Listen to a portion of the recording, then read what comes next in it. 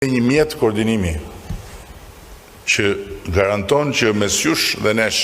përmes Ministrisë Bujqësisë, përmes SZBR-s, ka ndërveprim vazhdueshëm.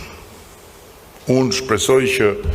në këtë platformë të jetë, ose në qoftë se s'është duhet futet Universiteti Bujqësor i Tiranës, sepse është një tjetër derë e re e hapur për të gjithë ju. Kur them derë e re, nuk kam parasysh që është një derë që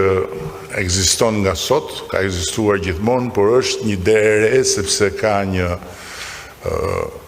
frymë të re, një qasje të re dhe një fuqi të re në dispozicionin tuaj. Dhe prap kam fatin e keq që duhet të falenderoj për këtë një demokrat që drejton në Universitetin Bujqësor, por që me mua e lidh fakti që